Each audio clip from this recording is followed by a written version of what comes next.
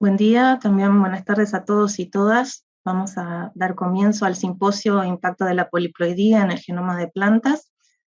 Antes de empezar, quiero agradecer a los organizadores del Congreso Latinoamericano de Genética por la oportunidad de estar aquí, y también agradecer a los simposistas y a los que están compartiendo este simposio con nosotros. Los participantes del simposio nos van a hablar sobre el impacto de la poliploidía desde diversos aspectos y abordajes, como la exposición, distribución y adaptación de las especies poliploides en distintos ambientes. Vamos a escuchar hablar sobre complejos tanto poliploides como poliploides, y sobre novedosas estrategias de análisis de este tipo de organismos. Y más, solo me resta agradecer nuevamente a todos, dar comienzo con las charlas. La dinámica va a ser: cada expositor va a tener 25 minutos de ponencia, y la ronda de preguntas será al final de todas las exposiciones. Pueden ir enviando preguntas y comentarios a través de la plataforma a medida que se desarrolla el simposio, y en los 15 minutos finales los pondremos a discusión. La primera charla va a estar a cargo del doctor João Loureiro, una pequeña presentación de João. El doctor Loureiro es licenciado y doctor en biología por la Universidad de Aveiro, en Portugal. Es en la actualidad profesor en el Departamento de Ciencias de la Vida de la Facultad de Ciencias y Tecnología de la Universidad de Coimbra, y responsable del laboratorio Flower, cuyo objetivo, entre otros, es estudiar los procesos de diversificación de las plantas y la especiación simpátrica a través de procesos de poliploidía. João nos va a presentar hoy sus trabajos sobre poliploidía como un mecanismo de rápida especiación simpátrica y sobre los procesos ecológicos en zonas de contacto que están asociados. Muchas gracias, João. Gracias, Magdalena. Voy a compartir la pantalla. Vale. I'm going to talk in English, so I hope you understand me, you can follow me. So as Magdalena was saying, my name is João Loureiro, and together with Silvia Castro, I coordinate the Flower Lab from the Center for Functional Ecology of the Department of Life Sciences of the University of Coimbra in Portugal. And before I start my presentation, I would like to thank the organizers of the Asociación Latinoamericana de Genética for the invitation, in particular to Magdalena Vaio, whom I admire a lot, both personally and scientifically. And I must say it's a pity that it was not possible to do this Congress face-to-face, because I would have loved to visit Valdivia in Chile. So today I'm going to talk to you about polyploidy and as a mechanism of rapid sympatric speciation. And let me see. So for a brief contextualization, polyploidy, as you might know, is a widespread phenomenon in the evolutionary history of flowering plants, and it has been proposed as an important mechanism of sympatric speciation since it might result in immediate reproductive isolation. So polyploid may arise through the fusion of unreduced gametes, but the intriguing part is how the polyploids establish and spread in the parental population. So the models predict that mixed ploid populations are rare and evolutionary unstable. So you see here a polyploid arising in a diploid population, in this case a tetraploid. And as I was saying, they are rare and evolutionary unstable, with frequency-dependent selection eliminating this minority cytotype. There is, under random mating, as you see here, the tetraploid will produce mostly unviable triploid offspring. So one of the mechanisms that promoting polyploid persistence is ecological differentiation. And previous research has found that ploid-mediated effects on morphology, on breeding system, and ecological tolerance may enable the new polyploid to colonize areas that have been unoccupied by the parentals. However, there is limited evidence to a few well-studied species, and evolutionary consequences of these differences remain largely unexplored in the literature. So in this context, the contact zones between polyploids and their diploid progenitors are natural laboratories to study polyploidization and to explore all these issues. So the spatial arrangement of cytotypes in situ reflects the dynamics of the genome duplications and the ecological preferences that are operating in these zones. Still, in many cases, cytotypes form contact zones where they occur in proximity and occasionally form mixed ploidy population, as you are seeing in this small population bearing diploids and tetraploids, and they are more frequent than expected by the theoretical models. So mixed ploidy populations are possible if we have biological attributes that can ameliorate fitness disadvantages of the rare cytotype and promote assortative mating, that is, crosses between individuals of the same ploidy level. So, in particular, if we have barriers to intercytotype pollen flow and mating, which may act both separately or together in concert, they are the key determinants of the levels of assortative mating.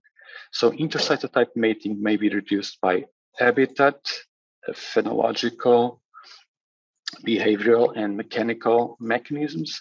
And if pollen exchange is possible between the different cytotypes, gametic barriers can still reduce the mating between the different cytotypes. In the literature, we have several examples of reproductive barriers for some polyploid complexes, as the ones you see here. However, there are very few cases where we have comprehensive reproductive isolation across multiple barriers, as you see in this scheme. And these are restricted to a few polyploid systems, although they are very important to understand the dynamics of the contact zones. So in the Flower Lab, and in particular in the scope of Mariana Castro's PhD thesis, we have been working with two polyploid systems with contrasting distribution patterns. One of those is Jasione maritima, which bears diploids and tetraploids, and the other is the complex of Gladiolus communis, which bears tetraploids, hexaploids, and octoploids. So in the first case, Jasione maritima, it's an annual plant that grows in dune systems. There are two subspecies which have been recognized, subspecies maritima, which occurs in the Galician coast, just north of Portugal, and subspecies sabularia, which occurs in the Portuguese coast. Also, as you can see here, with different colors, subspecies maritima has diploid and tetraploid individuals, and subspecies sabularia only has tetraploid individuals. In the figure here, you can find our sampling and flow cytometric analysis, a confirmation of the ploidy levels. And we also did some chromosome counts to have a match between the genome size estimation and the number of chromosomes and ploidy level. So we sampled 53 populations covering the entire distribution in the Iberian Peninsula. And you can see that this species complex has a clear parapatric distribution with diploid, pure ploidy populations in the northern locations and tetraploids in the southern ones. And we don't have mixed ploidy populations. We never detected the tetraploids growing with diploids and diploids growing with tetraploids. And we have made an extensive sampling with more than 30 plants sampled per populations. So our question here is, what is the contribution of polyploidy to ecological divergence and the maintenance of this diploid tetraploid contact zone?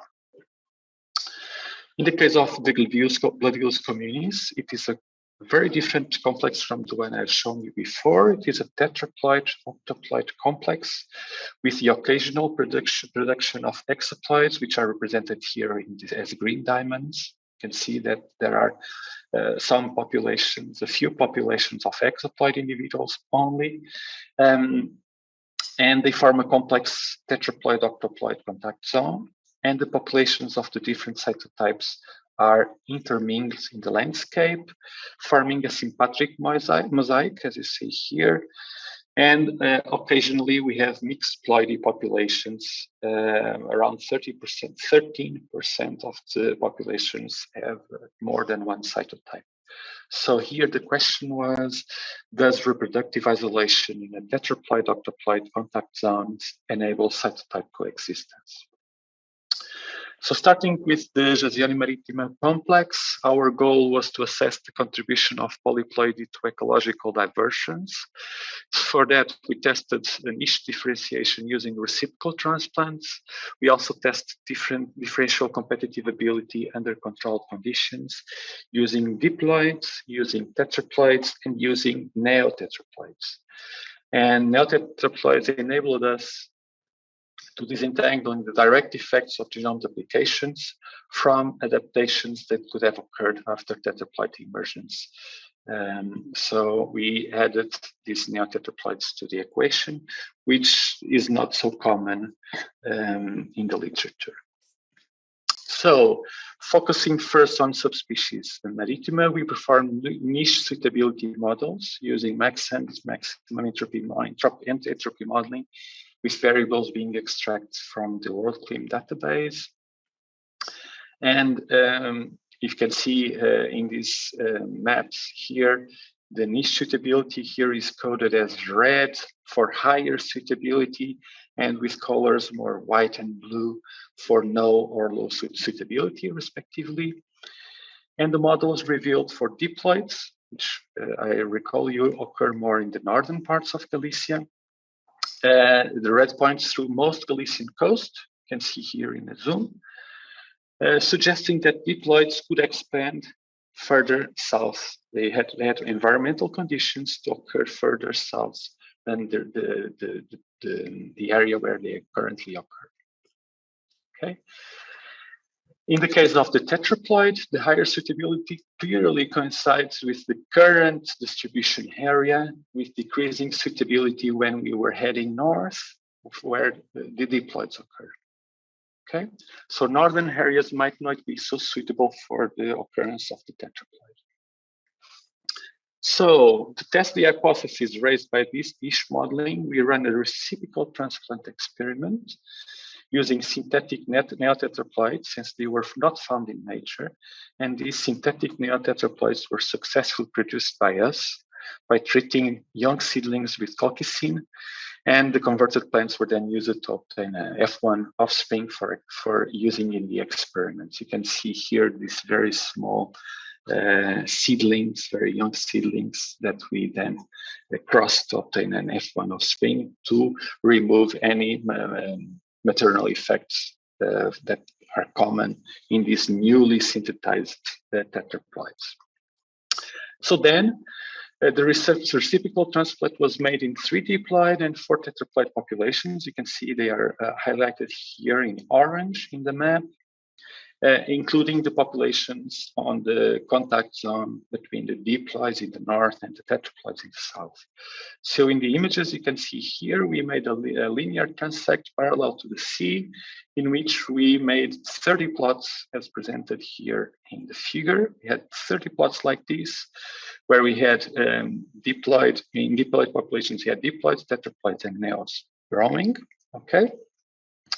And we had also the same in 4 tetraploid populations. Okay, so we had these plots here separated 1 to 2 meters apart, and then 1 month seedlings were in degradable pots, as you can see here. We're transplanting. We made a total of 840 seedlings in the field. We had a survival rate of 37.2%. So in the end, we had 268 seedlings growing in these populations. We monitored the plants each month until the beginning of flowering, and then we had to remove these plants from the populations to avoid contamination with the natural populations. Okay. So I will use these 2 graphics here to show you the overall results we obtained, namely survival, which will appear in this graphic, and number of leaves as a proxy to plant size. These are after 4 months of transplant to the field. So I will guide you to the results with the boxes that correspond to the cytotype of the plant, and the triangles indicate the zone where they were transplanted. Okay, so to start here, we have diploids, okay, here, these boxes. And when we compare diploids growing in diploid populations, which is here with the yellow arrows, with these growing in tetraploid populations here, we can see that while no significant differences were observed in survival, The number of leaves was significantly higher in diploids growing in tetraploid populations in comparison with those growing in diploids populations, suggesting that diploids would actually expand further south. Okay. When we compare tetraploids growing in diploid populations here and with tetraploids growing in tetraploid populations, we can see differences in both survival and number of leaves, with the tetraploids having a higher survival and a higher number of leaves when they were growing in their tetraploid populations, and a much lower survival and a much lower number of leaves when in the areas occupied by diploids. Okay, but how about the neotetraploids? The neotetraploids clearly perform better in the tetraploid populations, there is in the southern ones in these areas, than in the diploid northern population. So they behaved similarly to the what we observed with the tetraploids. When we compare the performance of the three cytotypes growing in tetraploid populations, despite the synthetic tetraploids presented a higher survival rates at the initial stage than diploids, in the end, after 4 months, the differences diluted, so no differences were observed in survival nor in the size before flowering. Finally, when we compare the performance of the three cytotypes growing in the diploid populations, diploids tended to perform better than tetraploids and neotetraploids, but these differences were once again lost in the later stage, just both for survival and size.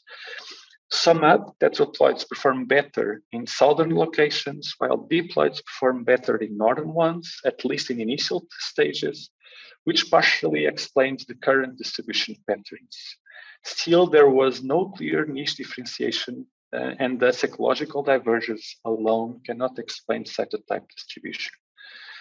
So we decided to test different competitive abilities, in particular at the contact zone.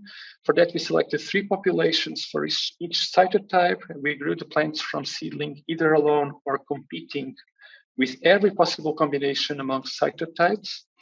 And some of the results that I showed you, in this case, they are for biomass under competition.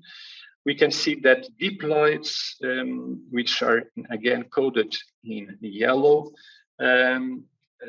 invest significantly more in above ground biomass than tetraploids, while tetraploids seem to invest much more in below ground biomass, suggesting that root development might play a role in colonizing the southernmost locations. However, if we look at the populations in the contact zone, no differences were found between cytotypes nor with the neopolyploid. This suggests similar competitive abilities between cytotypes in this area of contact that could be responsible for the maintenance of stable areas of contact. Our results do not support the hypothesis that neotetraploids are stronger competitors than diploids, and thus competitive interactions are not the key for explaining neotetraploid establishment in these species. Okay. So what are the ecological mechanisms involved with the allopathic distribution of diploid tetraploid Jasiana maritima? So in conclusion of this work, tetraploids clearly perform better in southern locations, diploids perform better in northern ones, at least in the initial stages. Ecological diversion may partially only explain cytotype distribution, and ploidy seems to drive the observed differences, and similar competitive ability might be involved with the maintenance of the current cytotype distribution by limiting the expansion of diploids to the south. In the case of Gregarious communities, we have, as I have showed you before, we have a much more complex image with this mosaic of populations with frequent mixed ploidy populations, where cytotypes are able to interact with each other. Additionally, previous studies that we have made show that environmental niche modeling suggests that the distribution of the dominant cytotypes cannot be explained by environmental differences. So our goal in this study was to quantify the strength of isolation across multiple reproductive stages in a diploid octoploid contact zone to understand the potential for cytotype coexistence. So we quantified flowering phenology, pollinator behavior and foraging preferences, morphology of the flowers, and then post-pollination mechanisms as differences in self-fertilization rates and gametic selection against pollen of the other cytotype. For that, we selected 3 populations of tetraploid and 3 populations of octoploids, and studied them both under natural conditions, directly in the field, and in a common garden.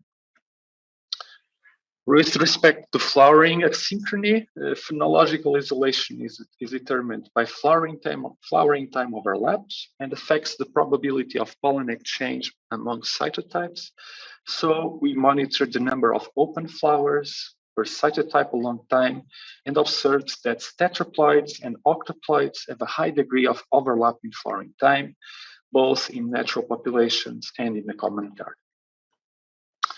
Then, because we have morphological and or physiological differences in flower characters that may influence pollinator foraging behavior, we studied the visitation patterns of the main pollinators to an experimental array that we have made, that we built in the field with tetraploids and octoploids, and calculated the preference and constancy indexes to a given cytotype for the main pollinators. We saw that both cytotypes are visited by generalist insects. There were no particular insect species that visited only one cytotype or the other. And the pollinator showed no preference for a specific cytotype. We have no statistical differences from no preference, as you can see here. And most of them presented a random foraging behavior, so not statistically different from 0.5, except for one case where we had alternate behavior, most probably because it's tended to visit the closest inflorescence. Consequently, pollinator behavior also does not prevent the intercytotype pollen exchange. We also tried to see if there was some morphological differences in flowers that would affect also the way the pollen was removed and deposited in the pollinator's body, a barrier that has been rarely studied in polyploid complexes. And we can see that there is a high degree of overlap in sexual organs, the length between cytotypes. Already in the field, it was clear that tetraploids and octoploids had a very similar floral morphology. It was impossible to distinguish them yet very high in the field. And we can see here that there is a high overlap between the relative position of anthers and the stigmas of the opposite cytotype.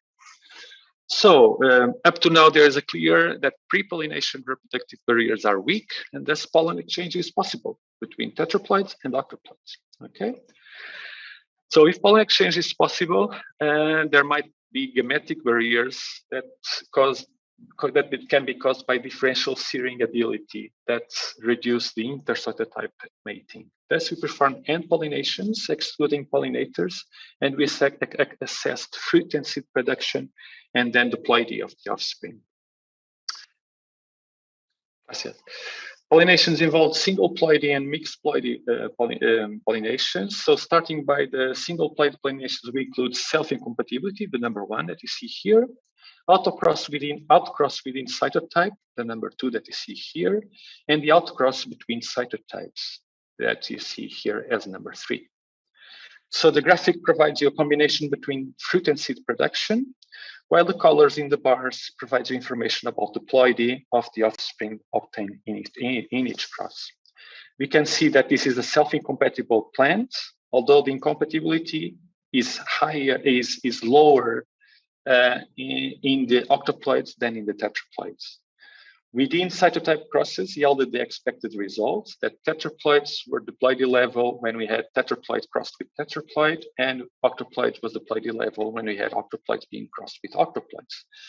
And then the in-between cytotype crosses, the scenario is different. We observed a decrease in fitness and a fairly high percentage of exaploids, suggesting that cytotypes are able to cross and produce exaploid individuals.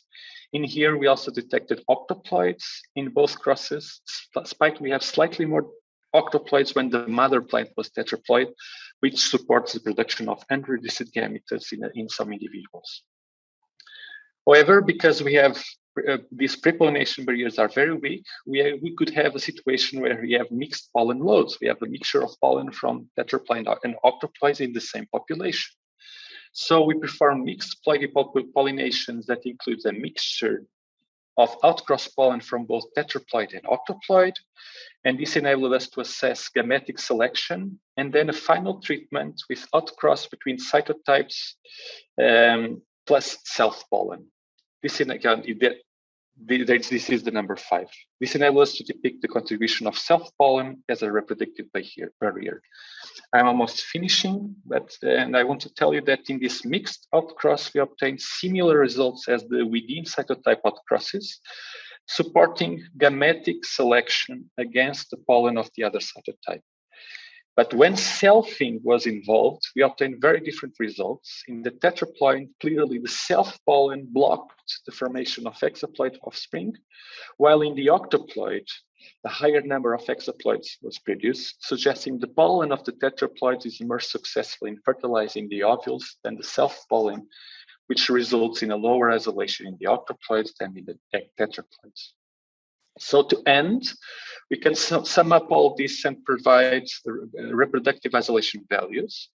From previous works, we calculate the geographic isolation value, which is still fairly high, but in mixed ploidy populations, we have low temporal isolation, we have low isolation due to pollinator behavior, we have low mechanical isolation, but the gametic interactions are actually the ones that are governing the reproductive isolation, okay, with different levels depending on the type of crosses that might occur in natural populations, okay?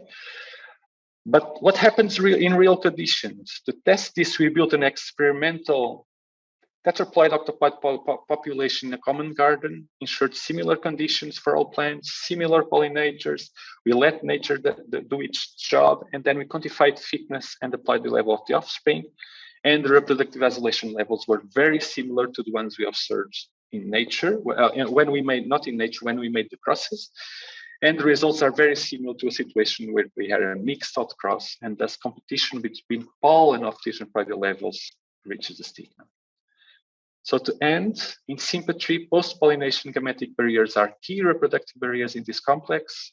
Strong gametic selection against the alternate cytotypes under mixed ploidy pollen loads may maintain this tetraploid, octoploid population.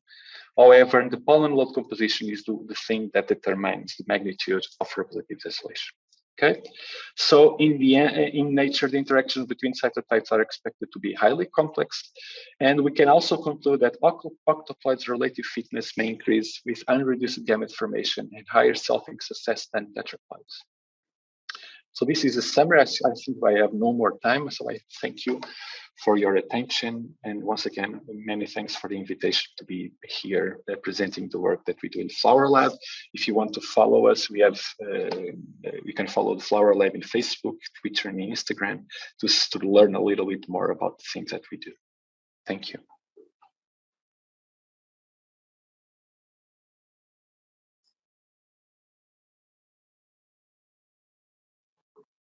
Muchas gracias, Joao, por tu excelente presentación. Ahora nuestro próximo simposista es el doctor Gustavo Sousa. Gustavo es graduado en Ciencias Biológicas por la Universidad Estadual del Sudeste de Bahía. Tiene maestría y doctorado en Biología Vegetal por la Universidad Federal de Pernambuco, en Brasil. Desde 2012 es profesor de la Universidad Federal de Pernambuco y uno de los profesores responsables del Laboratorio de Citogenética y Evolución Vegetal. Trabaja en el área de citogenética comparativa y evolución cromosómica y en las áreas de filogenia y filogeografía. Gustavo nos va a hablar sobre la relación de la evolución del tamaño del genoma y la estructuración geográfica de la poliploidía en cactáceas. Gracias, Gustavo.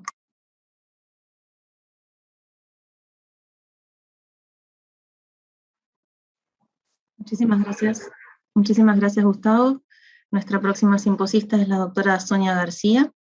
Sonia tiene licenciatura en farmacia, maestría en ciencias farmacéuticas y doctorado en farmacia, especialidad botánica de la Universidad de Barcelona, España. Desde 2015 es investigadora del programa Ramón y Cajal en el Instituto Botánico de Barcelona, y sus líneas de investigación están relacionadas al campo de la biosistemática y la biología evolutiva de plantas, centrado en los aspectos relativos a las características y organización de los genomas vegetales. Sonia nos va a presentar su trabajo sobre el análisis de grafos de los agrupamientos del ADN ribosomal 5S como una forma de identificación de poliploides e híbridos en plantas. Muchas gracias, Sonia. Hola, muchas gracias, Magdalena, por la presentación que has hecho y por invitarme a participar en este simposio sobre poliploidía en plantas.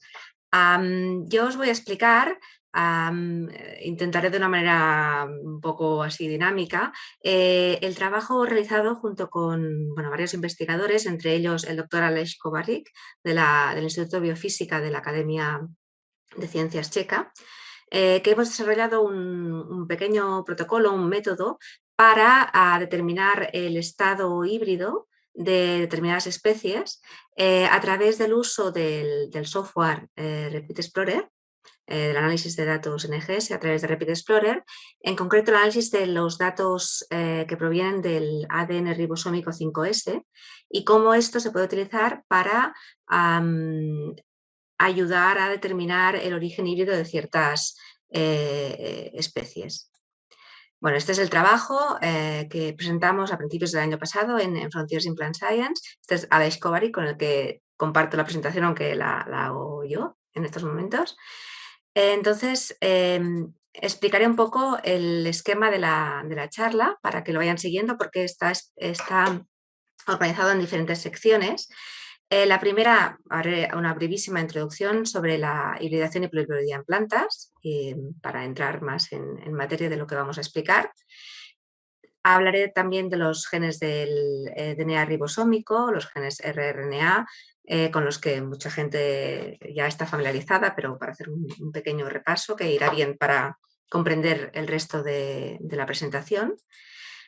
Introduciré también muy brevemente Repeat Explorer y Tarean, que es una herramienta incluida en este Repeat Explorer, que es un pipeline que se utiliza para analizar el componente repetitivo de los genomas.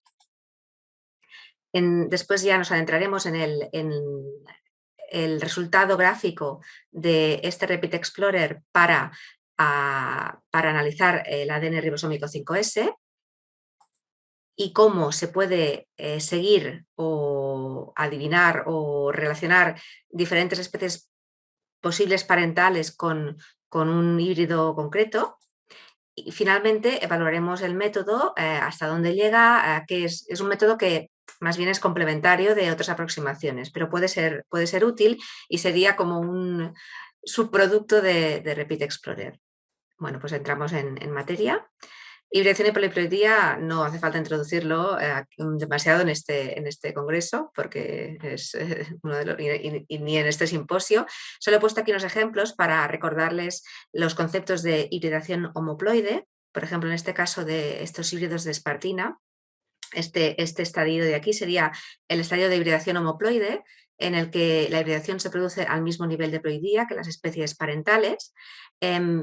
Y la hibridación poliploide, en este caso poliploide, en que se produce una no disjunción cromosómica y se duplican los cromosomas. A veces la hibridación se queda en este estadio, a veces, la mayoría de las veces, pasa al nivel alopoliploide. También hay otro caso que es, de hecho viene a ser un poco más de lo mismo, pero sería como el que mostramos aquí, que es el caso de unas especies Kalanchoe. Estos dos ejemplos de aquí que he puesto son especies invasoras. La hibridación y la poliploidía juegan un papel bastante importante, tanto en especies de cultivo, en crops, para comprendernos, y especies invasoras. El caso de Kalanchoe, es un híbrido interploide, en el que un parental diploide y otro tetraploide dan lugar a una progenie triploide en algunos casos y tetraploide entonces, estos son los diferentes tipos de hibridación y este método nos puede ayudar a discernir las especies parentales en estos distintos tipos de hibridación. También recordaros el concepto que igual irá apareciendo aquí de homoeólogos, que son, en este caso serían los cromosomas equivalentes de las diferentes especies parentales, pero el mismo cromosoma de una especie y de otra. Estos serían los cromosomas homoeólogos, y los reads o las lecturas homoeólogas de cada uno de los parentales son lo que veremos aquí más adelante. Después entramos ya a hablar de la segunda parte, un pequeño recuerdo de los genes del RNA ribosómico y el 5S, que es un gen que yo considero un poco especial. Hay dos tipos, en general, bueno, de hecho hay 4 genes, pero 3 de ellos, el 18, 58 y 26, están en un operón y están dispuestos en tándem. Y el 5S generalmente es otro gen que va aparte de estos 3 en general. Como decíamos, es un gen repetitivo, altamente repetitivo, organizado en tándem, y hay 2 organizaciones básicas en general y en plantas también. La más común es en la que los genes están separados, la configuración de tipo S, es decir, el 18S, 58S, 26S, que se llama 45S en animales y 35S en plantas, pues van por un lado, y el 5S pues va por otro, siempre organizados en tándem, ¿vale? Después hay la organización tipo L de linked, que están linkados los genes. En este caso, los genes van todos juntos, ¿de acuerdo? Por lo tanto, el 5S en este caso no aparecería en tándem solo. Esto es importante después para comprender los gráficos que representan el gen 5S, los gráficos que produce Repeat Explorer. Están, como ya sabéis, en el lavado del modelo de copias, son unos genes muy importantes para el organismo porque básicamente van a hacer ribosomas, y los ribosomas hacen todas las proteínas que tenemos, por lo tanto es normal que haya tan número de copias y que estén tan conservados, puesto que la evolución le interesa conservar estas regiones. Clásicamente se han utilizado regiones, especialmente las regiones espaciadoras de estos genes, el ITS, famoso ITS1, ITS2, ETS, e incluso el espaciador no transcrito del 5S, se han utilizado para resolver relaciones filogenéticas y generalmente evolucionan bajo el concepto conocido como evolución concertada, que homogeneiza las copias de estos genes en una misma especie. ¿De acuerdo? Es decir, que todos los genes tienden a ser igual. Es otro producto de la evolución. No obstante, siempre hay excepciones que afectan más quizás al gen 5S que a los otros genes, pero bueno, ya lo veremos. Siguiendo con los genes de RNA ribosómico, aquí os muestro cómo esta sería la organización típica, la que más se encuentra en plantas y en animales en general, que la que encontramos en la Arabidopsis, tabaco, maíz, muchas especies de cultivo, todos tienen esta organización. La organización tipo L es menos habitual en plantas, bueno, digamos, superiores, pero recientemente en nuestro laboratorio, bueno, recientemente, ya hace unos años, 12 años más o menos, encontramos esta organización en especies del género Artemisia. Esta organización además se había visto antes, pero solo en musgos o algunas hepáticas, o incluso en la levadura se había encontrado, en Myxomicetes, pero en plantas, digamos, superiores no se había encontrado. Bueno, el 5S, de hecho, que es el gen en el que se basará estos análisis que os explicaré, es el único ubicuo a eucariotas y procariotas, incluyendo arqueas y bacterias, por lo tanto debe ser muy, muy primordial. Existen muchas organizaciones genómicas, no solo ligado a los otros genes de RNA ribosómico, sino que también se puede encontrar con otros genes repetitivos, como genes de las histonas o de los me sale en inglés, trans-splice leader. Bueno, en resumen, es un gen que tiene cierta movilidad.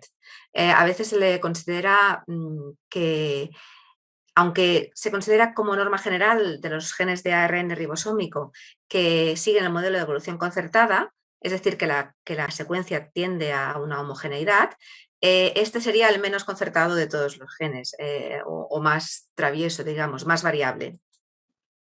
Tiene movilidad, algunos elementos transponibles tienen secuencias de 5S y se encuentran secuencias de elementos transponibles en el 5S. Y esta es un gen muy sencillo, esta es la estructura básica. Son 120 pares de bases con la región reguladora interna en el propio gen y bueno, están los genes separados en general en tándem por su propio espaciador. Esto solo para que os presente el 5S, que es en el que se basará todo este trabajo. Y ahora una brevísima introducción, para quien no lo haya oído nunca, es sobre Repeat Explorer. Repeat Explorer es un procedimiento informático, un pipeline, que es disponible a través de esta plataforma en Galaxy, en Elixir Galaxy, y sirve para encontrar, catalogar, clasificar y cuantificar los elementos repetitivos de los genomas. Este sería la base teórica de cómo funciona Repeat Explorer. Identifica, busca la similitud entre secuencias y a partir de cómo es esta similitud, estas secuencias de secuenciación NGS, que suelen ser secuencias cortas, bueno, igual cada vez más largas, pero digamos un promedio de 150 pares de bases. Entonces, a partir de la similitud entre estas secuencias, es capaz de organizarlas en lo que se llaman, en lo que llamaremos clústeres gráficos, ¿de acuerdo? Entonces, si estas secuencias se solapan, es decir, que comparten muchos nucleótidos, pues esto significa que forman parte de una misma familia repetitiva. Esto explicado muy rápido, ¿eh? En el trabajo está explicado con más detalle y con mucho más detalle en el trabajo de Repeat Explorer que está citado en esta presentación. Aquí. Entonces, este sería el resultado gráfico de Repeat Explorer y más o menos, según el tipo de repeat, se obtiene un tipo de gráfico u otro. Estos 4 de aquí arriba, que parecen como puntos o círculos, más o menos, se corresponderían a DNA satélite, también repetitivo en tándem, como el 5S. El 5S se podría considerar un tipo de ADN satélite. Estos que son así más laxos y como más borrosos, dijéramos, menos precisos, el grado de borroso, dijéramos, significa poca similitud entre secuencias, ¿de acuerdo? Entonces, estos serían más bien elementos transponibles y este, que se parece un poquito a los transponibles, pero es mucho más fino, sería el RNA ribosómico, pero no el 5S, el otro, el grande. El 5S solo, ahora mostraremos cómo queda. En Repeat Explorer pongo aquí Repeat Explorer y Tarean, porque Tarean es un pipeline de Repeat Explorer que está dentro, es una herramienta especial dentro de Repeat Explorer para analizar los elementos repetitivos en tándem. Y por lo tanto es el que reconoce, el 5S reconoce específicamente Tarean. Aquí sería un poco la base argumental o la base teórica de Tarean, ¿no? Dependiendo de la longitud del monómero y la longitud de lectura, se obtiene un tipo de gráfico más redondo, tipo donut, o más tipo bola. ¿De acuerdo? Bueno, esto es muy, muy rápido porque hablaré todo el rato de estos gráficos y para que no venga de nuevo. Este sería el tipo de gráfico, el gráfico típico que obtenemos del 5S. Aquí enmarcado en amarillo el 5S y en violeta el espaciador. Aunque siempre hay diversidad. Podríamos tener este caso en que se indicarían, por ejemplo, en un mismo genoma diferentes familias de 5S o con reads, estos serían otros reads vinculados a otros elementos repetitivos o elementos repetitivos o transposones tipo Cassandra, que es un transposón que contiene secuencias 5S, o variantes de longitud del espaciador, excepto este sería el caso de una especie en la cual todos los genes de DNA ribosómico están ligados. Y aquí esta zona amarilla sería el 5S. Para estas especies no nos valdría este método, ¿de acuerdo? Y el método que presentaré básicamente se fundamenta en el análisis comparativo, que es una opción que permite Repeat Explorer, en la cual se pueden poner genomas de 3 especies o de varias especies, y entonces se analizan los clústeres y, por ejemplo, si ponemos este fuera el clúster de 5S, veríamos la composición de cada uno de los genomas en esta especie, en esta especie, ¿vale? Con ejemplos se entenderá mejor. El objetivo, por lo tanto, es utilizar los gráficos 5S para analizar las regiones homoeólogas de cada especie parental y detectar el origen híbrido. Esto ha sido testado en más de 80 especies, incluyendo híbridos alopoliploides, homoploides, especies con introgresión y con especies de diferentes edades evolutivas y diferentes grupos taxonómicos. Este sería el pipeline general, que lo paso así deprisa porque creo que voy un poquito ya justa de tiempo. Bueno, el pipeline general se ponen los datos NGS en Repeat Explorer o en Tarean. Bueno, es la misma aplicación. Entonces, Tarean, que es el especialista de esta sección en indicar tandem repeat, lo puede reconocer o no. Si lo reconoce, significa que es un tandem repeat. Si no lo reconoce, puede significar dos cosas. Que o bien sea una especie con la organización tipo L, es decir, que no se reconocería el redondito del 5S, o bien no hay un número de reads muy alto. Entonces se tiene que aumentar el número de reads para obtener estos clústeres. Bueno, esto es muy rápido y es solo para que comprendan un poco el procedimiento. Entonces, si en general, con la organización tipo S, separados, el caso normal, obtenemos gráficos circulares, que pueden ser más simples o más complejos. En el caso de más simples, ahora explicaré más adelante, que se tratará de locis de candidato a especies diploides y que hay pocos locis cromosómicos de 5S o uno solo. En el caso de que no sea tan redondito y tan circular, puede tratarse de que sea una especie híbrida, pero ahora os mostraré, o bien que haya múltiples locis de DNA ribosómico 5S. Este caso que os comentaba aquí del linear, es cuando están todos los genes unidos en la misma secuencia, no obtendremos esta organización en tándem y no se reconocerá como satélite. Y por lo tanto es un tipo de organización tipo linkado. Y ahora, primero, lo que obtenemos,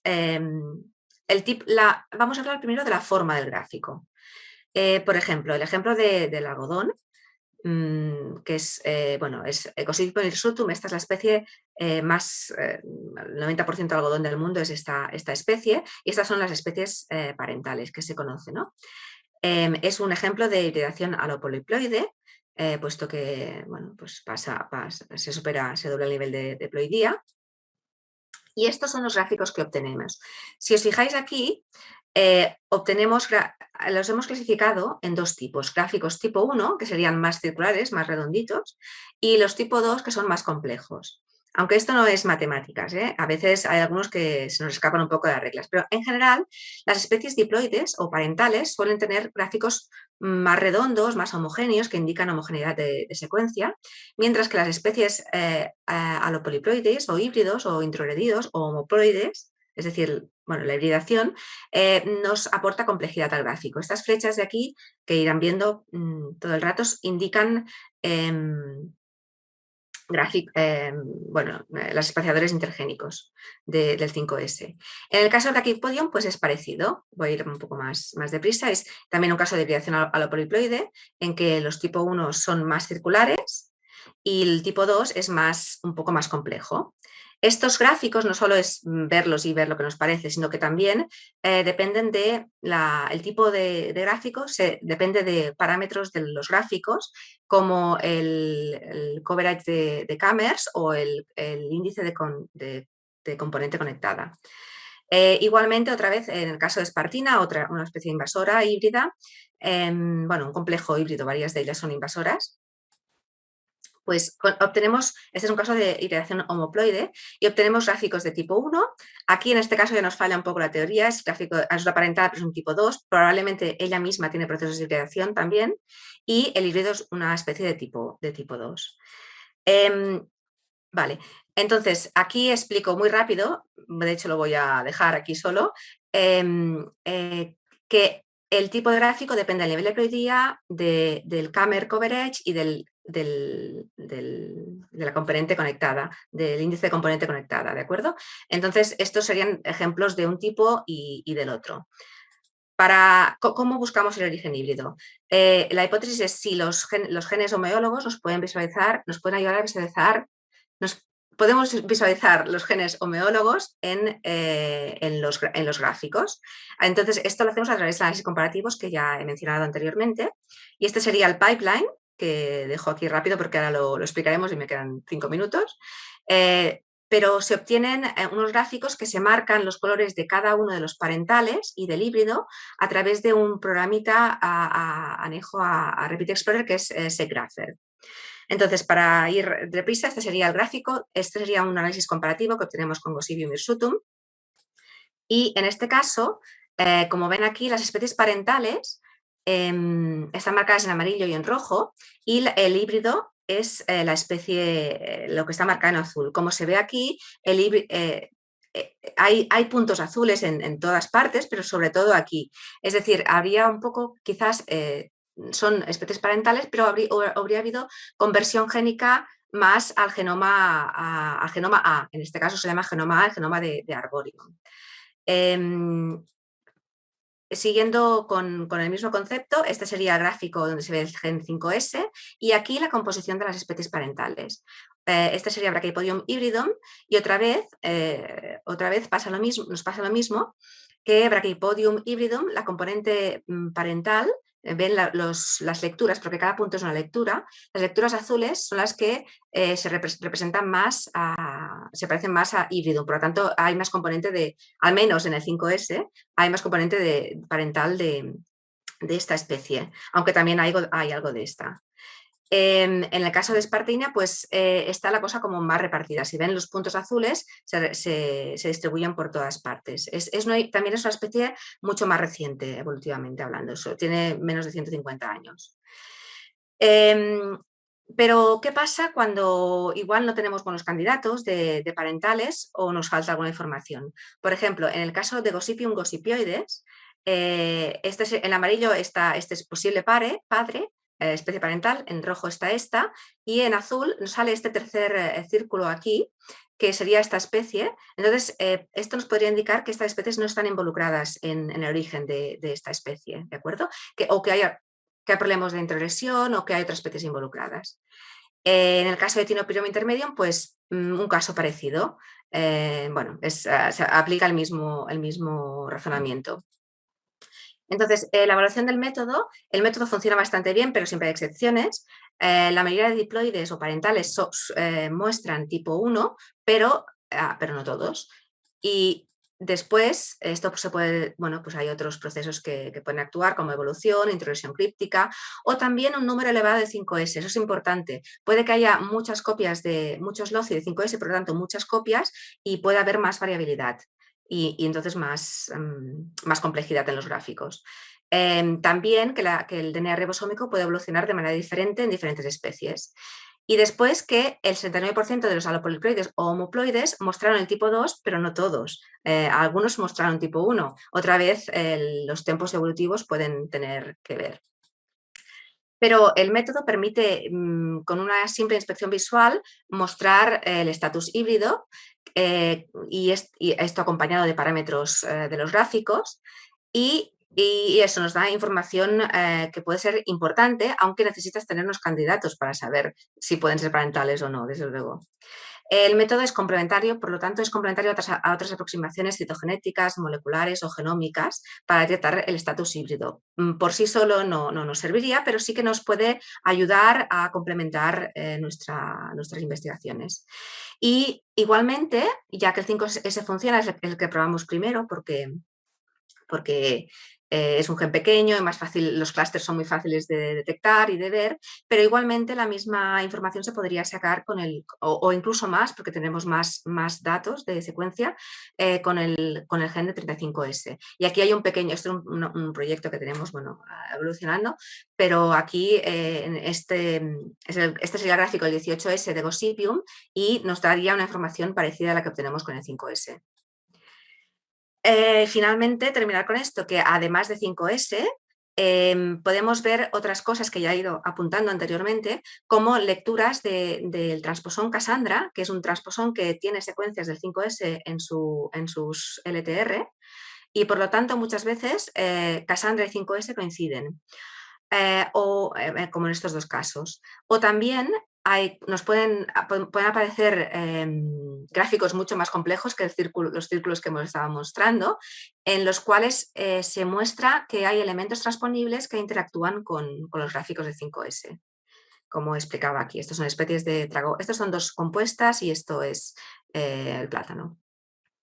Y bueno, terminar aquí agradeciendo a mis colegas del Instituto Botánico y a las personas que participaron en este trabajo con su experteza en sistemas híbridos, como Malika Inus, que trabaja en espartina, o Jonathan Wendell con algodón, o Natalia Orozco-Zuszowska, que trabaja con Brachypodium. Y muchas gracias a ustedes por su atención. Muchas gracias, Sonia, por la presentación. Nuestro último presentador es el doctor Lyderson Vicini. El doctor Vicini tiene el título de grado en agronomía y maestría y doctorado en genética y mejoramiento de la Universidad Federal de Viçosa en Brasil. Hizo un postdoctorado en el Laboratorio de Sistemática Molecular y Evolución del Museo de Florida con el grupo de Soltis. Es profesor titular de la Universidad Federal del Juiz de Fora y actualmente es el director del Instituto de Ciencias Biológicas de esta universidad. Las líneas de investigación de Lyderson son en el área de genética y evolución de plantas, especialmente relacionadas al estudio de las especies de la flora de Brasil, y el énfasis de sus trabajos está en la comprensión de complejos poliploides. Su presentación de hoy está relacionada con este tema, la variabilidad genética y química de un complejo de especies autopoliploides del género Lycia. Muchas gracias, Lyderson. Obrigado, Madalena. Eu gostaria de agradecer o convite, né, da organização do evento. Obrigado. Eu gostaria de agradecer, então, ao convite feito pela organização do evento, e eu vou falar em português. E agradecer também especialmente a Madalena pela lembrança. Eu vou contar para vocês um pouco da história de um complexo poliploide, com o qual eu venho trabalhando já há algum tempo. Para vocês terem uma ideia da apresentação, do tempo como a gente vai abordar o assunto, tem uma pequena introdução, e aí eu conto um pouco de como esse processo com Lycia alba se iniciou, abordo um pouco das questões cromossômicas, em seguida relações moleculares e proteômicas, e termino com uma linha de trabalho que a gente vem desenvolvendo mais recentemente com poliploides sintéticos. Esse é um gráfico que eu gosto sempre de mostrar. Poliploidia é um assunto que me fascina. Esse é o número de publicações com poliploides tirados do PubMed recentemente. E, como vocês podem ver, o interesse pelo assunto é crescente,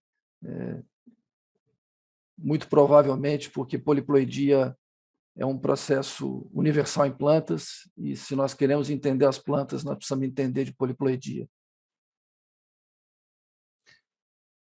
Bom, Lycia alba, ela é uma espécie de ocorrência nas Américas, pertence à família Verbenácea, e essa história começa há quase 10 anos atrás, quando nós recebemos aqui em nossa universidade 3 amostras dessa espécie, e quando nós começamos a investigar, essas amostras foram cedidas por uma professora de uma faculdade de farmácia, aqui próximo a Minas Gerais, no estado do Rio de Janeiro, aqui no Brasil. E, para minha curiosidade, quando eu investiguei essas três amostras, nós observamos que haviam 3 números cromossômicos diferentes. E aí nós imaginamos que essa variação podia ser maior do que essa variação encontrada, porque seria muita coincidência, apenas 3 amostras e 3 números cromossômicos diferentes. Muito bem.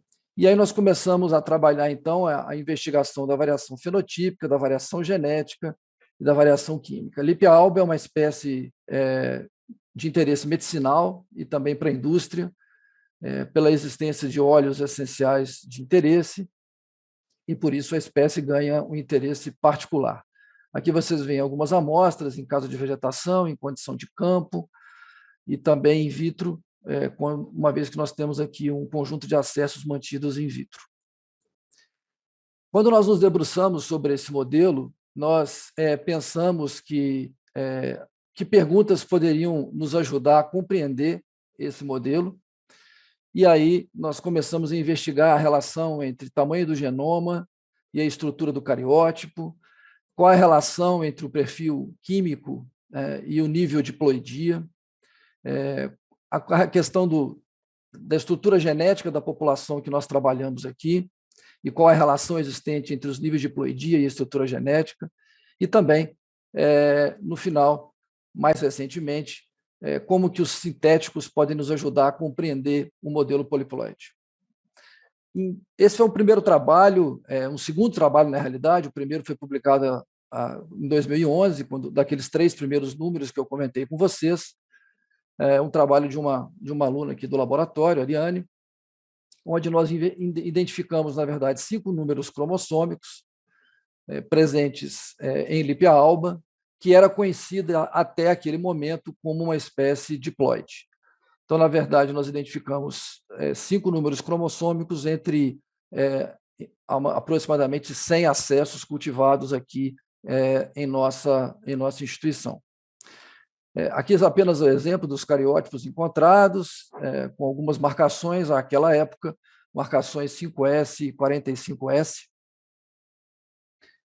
E nesse primeiro modelo, nós levantamos hipóteses de como essa variação teria surgido em Lipia alba. Então, nós teríamos aqui os números cromossômicos existentes, 30, 45, 60 e 90 cromossomos. Eu não vou entrar em detalhe dos possíveis cruzamentos existentes aqui em Lipia alba, mas essas hipóteses, algumas delas foram confirmadas, outras descartadas com os dados que eu vou mostrar daqui a pouco. Então, aqui foi uma tentativa de mostrar como que teriam surgido todos os níveis de diploidia, considerando os indivíduos diploides como a fonte dessa variação. Um pouco depois, esse trabalho acendeu uma luz na questão de como interpretar a ocorrência da variação genética associada à variação química. Então, nós identificamos que os diploides e os tetraploides são ricos em produção de um composto conhecido como citral, enquanto que os triploides são conhecidos por produzirem linalol. Isso nos chamou a atenção e foi um dado observado, eu diria, quase que por acaso, quando se tabulava os dados para um relatório, e identificamos que essa variação persistia em todos os acessos analisados. Na tentativa de ainda investigar a estrutura desse complexo, mais recentemente, nós tivemos um trabalho publicado onde nós aumentamos o número de marcas cromossômicas, aumentamos o número de amostras estudadas, analisamos também o comportamento meiótico e fizemos também um pouco de análise de pólen desse complexo. No fundo, a pergunta que nos motiva e a pergunta que nós queríamos responder é como é que esse complexo se estrutura, qual é a origem desses números cromossômicos e como é que a gente pode relacionar essa estrutura genética com a estrutura química. Nesse sentido, nós Realizamos, então, um sequenciamento Illumina, de baixa cobertura, onde identificamos algumas sequências repetitivas, como já mencionado na apresentação anterior, né? E utilizamos marcas específicas para a lípia alba, para que nós pudéssemos verificar o que estava acontecendo dentro desse complexo em termos cromossômicos. Então, uma das marcas que nós estudamos foi a que nós chamamos de CL98, e ela se mostrou relativamente estável entre todos os acessos analisados. Aqui vocês têm os acessos diploides, aqui nesses triângulos em azul, os acessos triploides nesses quadrados em vermelho, os acessos tetraploides nesses triângulos em verde, e aqui em cima um único acesso hexaploide que nós encontramos. Como vocês podem perceber, aqui embaixo a representação cromossômica dessa marca cromossômica em todos os níveis de diploidia estudados, e como vocês podem perceber, há uma certa estabilidade no número de marcas quando a gente compara os diferentes níveis de diploidia. Em outras palavras, o aumento do número de marcas ele é, em geral, proporcional ao aumento do número de diploidia. Temos algumas exceções, mas como esse tetraploide e esse diploide aqui, mas, em linhas gerais, vocês vão observar que na outra marca que eu vou mostrar, o comportamento é bastante diferente. Aí sim, agora a outra marca, que nós chamamos de CL66, e aí nós vamos observar que o número de marcas entre os diferentes níveis de diploidia é bastante diferente. Aqui, para vocês terem uma ideia, nós temos aqui um conjunto básico de 5 cromossomos, porque nos diploides nós encontramos 10 marcas, e sempre no caso dos diploides, ou na maioria dos casos dos diploides, o número de marcas ele corresponde ao número de pares de homólogos, portanto, mostrando uma certa estabilidade em alguns dos acessos analisados, e nós utilizamos esse conjunto cromossômico como referência para avaliar o que aconteceria com os outros níveis de diploidia, os triploides, os tetraploides e o hexaploide. Vocês observam aqui à direita dessa imagem um índice que nós chamamos de índice H, que foi um índice que nós utilizamos para poder identificar a homogeneidade, digamos assim, do cariótipo. Ele, basicamente, ele reflete o número de marcas em relação ao número de pares de homólogos. Na prática, esse índice diz o seguinte: quanto mais próximo de 1, mais homogêneo é a estrutura do cariótipo. Quanto mais distante de 1, menos homogêneo é esse cariótipo. Então, vocês observem aqui, por exemplo, que no caso dos diploides, todos os pares apresentam as marcas na mesma posição e na mesma quantidade. Quando a gente olha o triploide, embora a gente consiga encontrar aqui 3 pares, né, onde nós encontramos as mesmas marcas em todos os cromossomos, nós observamos adicionalmente outros pares onde as marcas nós não encontramos nos seus respectivos homólogos. Por isso, o índice cai aqui para 0,56. Nos tetraploides, o índice volta a subir um pouco para 0,80, e no hexaploide, em torno de 0,70, onde vocês vão encontrar, além dos pares, cromossomos isolados que não possuem essas marcas, mostrando naturalmente que o rearranjo em triploides e, no caso aqui, hexaploides, são diferentes, né, da estrutura que nós encontramos nos diploides e nos tetraploides. Aqui na estrutura gráfica, não sei se vocês vão se lembrar, quando nós mostramos essa figura do arranjo CL98, praticamente em todos os níveis de diploidia nós tínhamos uma concentração do número de marcas acompanhando o nível de diploidia, o que não acontece aqui nesse caso.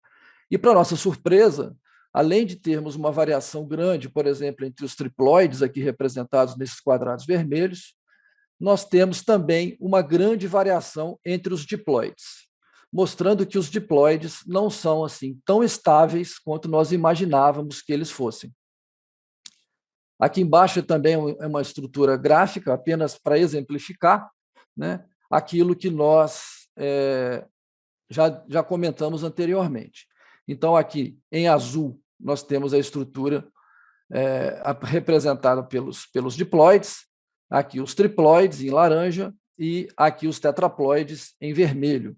Então, vocês observem que nos dois casos, né, tanto no lado esquerdo quanto no lado direito, é possível observar uma maior homogeneidade, um índice próximo de 1 aqui nos diploides e mais distante aqui nos triploides, mostrando que o cariótipo dos triploides, né, como de certa forma já esperado, é um pouco mais desorganizado do ponto de vista da composição cromossômica homogênea comparada aos diploides.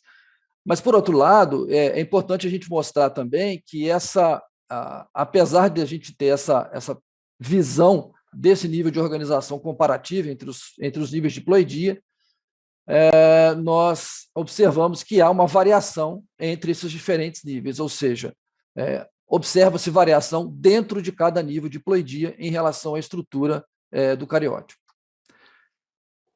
Do ponto de vista da investigação meiótica, são algumas figuras apenas para mostrar algumas das anormalidades que nós observamos, né, como os cromossomos atrasados, cromossomos que não migram no mesmo momento da divisão celular, a sincronia entre genomas, um genoma muito compactado, outro genoma menos compactado, cromossomos perdidos, como aqui nesse caso desse paquíteno, a formação de tríades ao final do processo meiótico, e aqui apenas uma ilustração de pólens viáveis e inviáveis que acompanharam essas análises.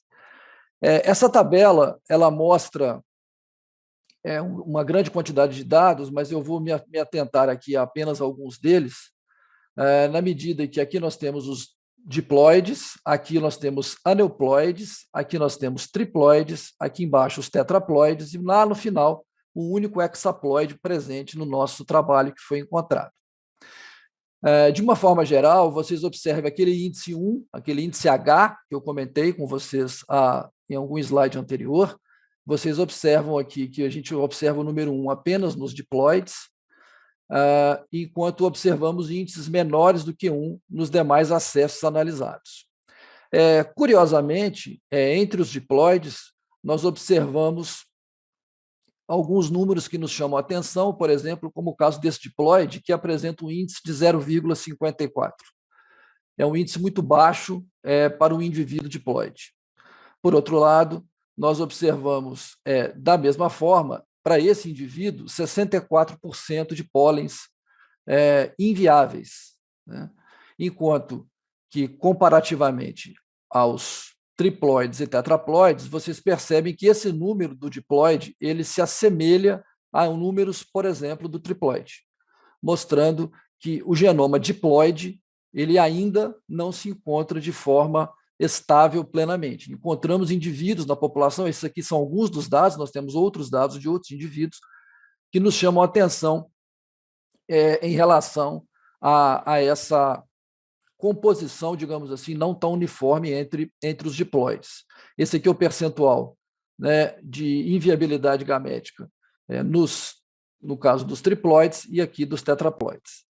Esses valores aqui de irregularidade meiótica, eles são menores em média, né, nos diploides, como a gente já esperaria, em torno de 22%, maiores nos triploides, em torno de 64%, 65%, e um pouco menores do que os triploides, mas ainda maiores que os diploides, nos tetraploides, em torno de 56%. Essas imagens elas tentam mostrar as irregularidades apresentadas em diferentes fases do processo meiótico e a sua distribuição, e, naturalmente, como já esperado, aqui em azul nós temos os diploides acontecendo numa quantidade de irregularidades menor do que triploides e tetraploides, e, comparativamente, os triploides aqui na cor laranja, apresentando maior nível de irregularidade. É claro que, em todos os casos, nós ressaltamos aqui o número de alguns acessos estudados que são outliers, né, nessa distribuição das irregularidades, mostrando, mais uma vez, a presença de indivíduos que não se comportam naturalmente da mesma forma que os demais daquela população. Nas questões relacionadas à viabilidade pólen, o cenário é semelhante, né, com menor índice de inviabilidade nos diploides, né, e maior índice de inviabilidade entre os triploides. Bom, na tentativa de compreender, do ponto de vista molecular, essa história, nós fizemos um trabalho com algumas sequências ITS, algumas sequências de TRLN, e também, diria a vocês, quase que por acaso, encontramos alguns padrões baseados em sistema de alinhamento. Então, aqui, esse grupo de diploides apresenta um padrão muito parecido. Aqui os triploides, aqui os tetraploides e o hexaploide, que apresenta-se fora dessa chave, mas com um padrão muito similar ao tetraploide, com base nas sequências de ITS. Com base nas sequências de TRLN, F, né, nós observamos que diploides, um grupo de triploides muito similar a um grupo de diploides. Esse trabalho foi publicado no ano passado. Encontramos aqui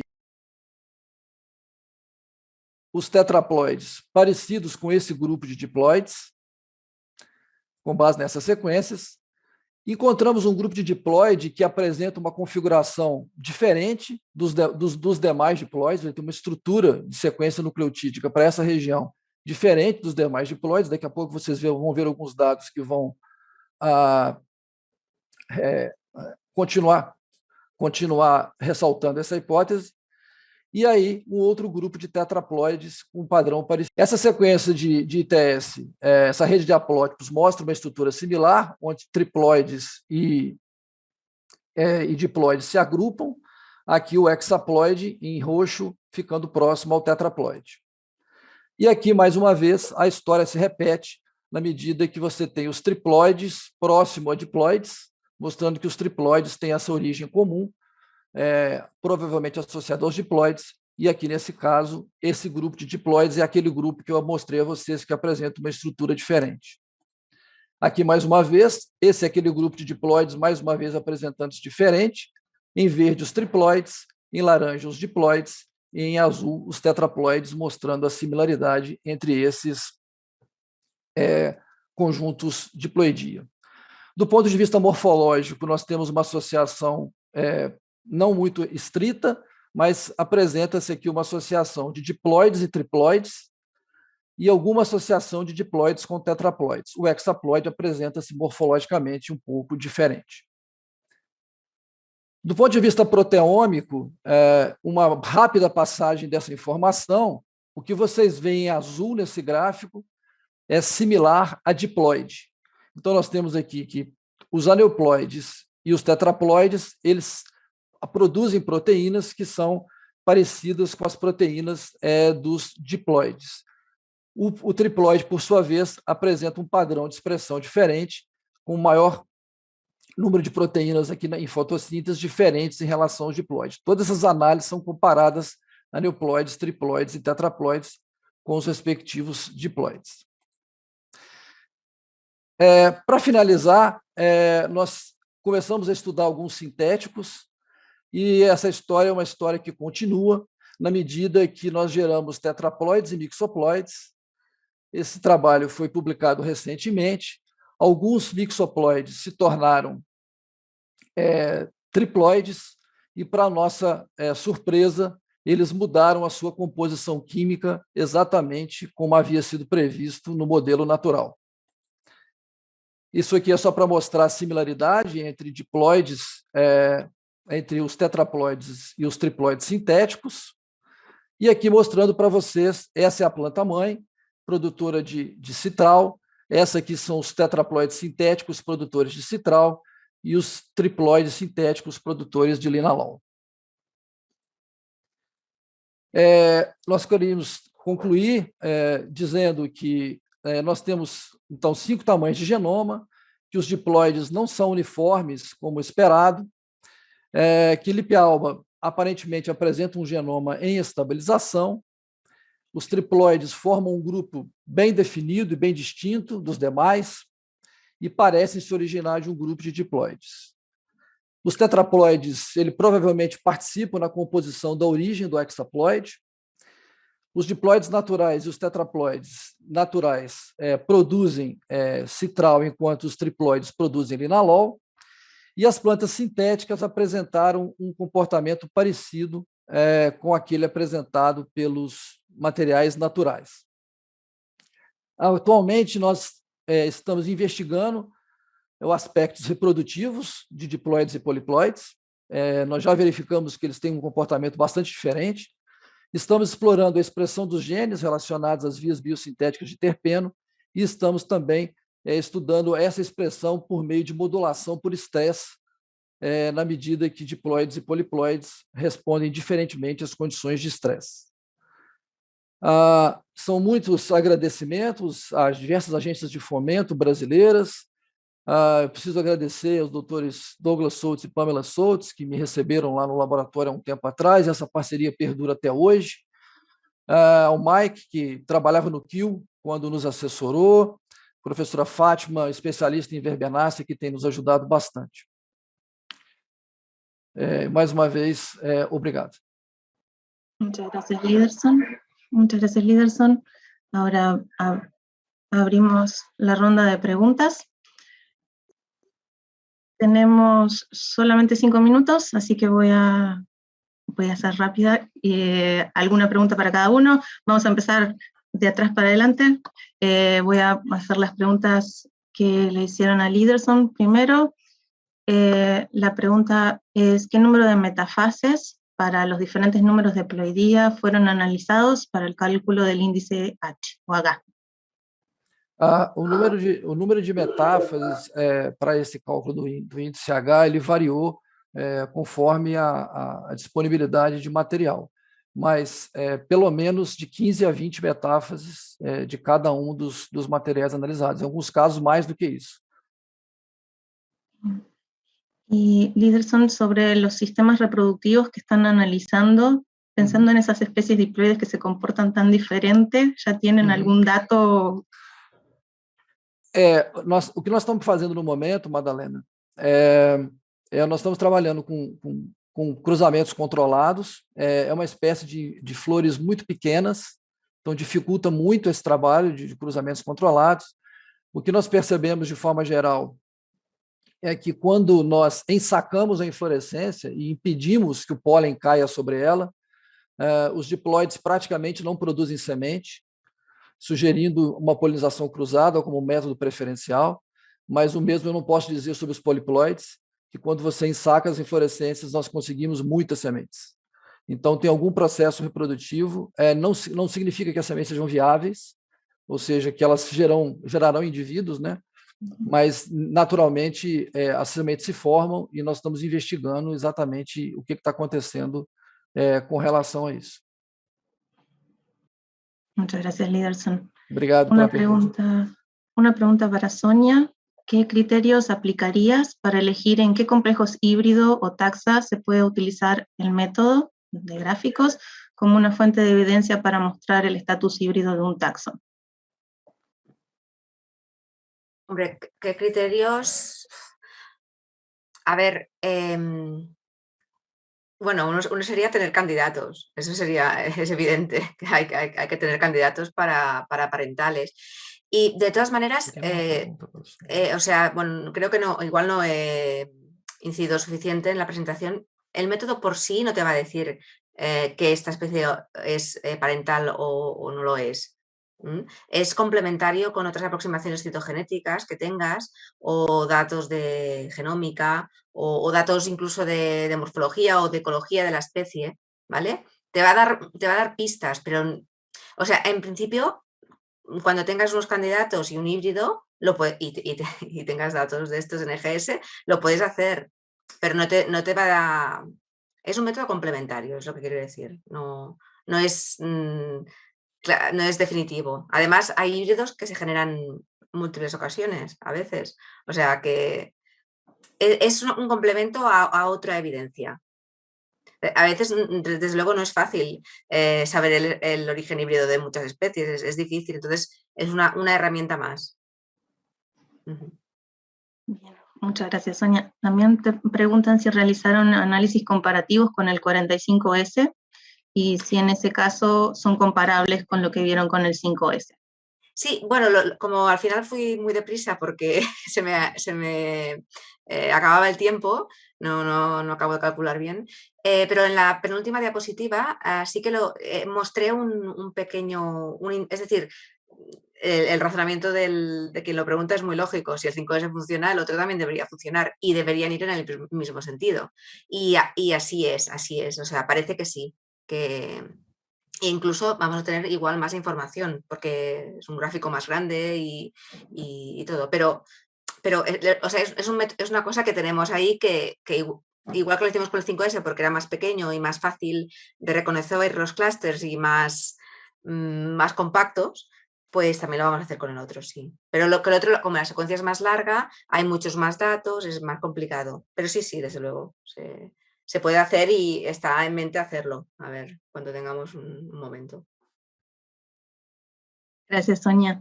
Para Gustavo, la pregunta es, ¿se conocen cuáles son los mecanismos de diploidización de los poliploides en la familia Cactaceae?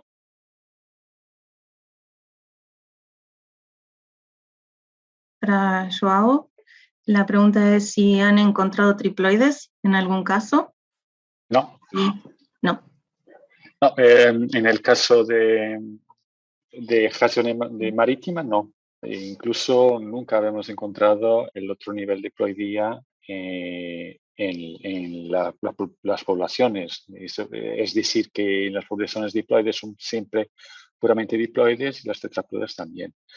Y en el caso de gladiolos es un sistema con poliploides de alto nivel, de tetraploides y octaploides. Y ahí sí tenemos muchos casos del híbrido de hexaploide.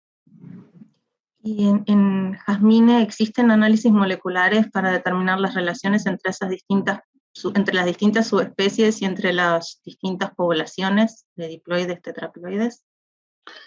En marítima, dices. En marítima, sí. Sí. Hay un trabajo de doctorado de una persona en Santiago de Compostela, en España, que está intentando hacer la filogeografía del género todo, pero que es nuestro colaborador en estos trabajos. No se sabe aún si es autopoliploide o alopoliploide. Lo creemos que es autopoliploide, pero aún no tenemos la seguridad de ser un caso u otro. Pero es y tenemos idea por los datos genéticos que es un poliploide reciente. Bien, muchas gracias. No sé cómo estamos de tiempos. Hay otras preguntas, capaz que no hay más tiempo, entonces hay otras preguntas de los participantes. Voy a hacérselas llegar a los expositores y seguramente hay alguna forma en la plataforma para que se las puedan contestar.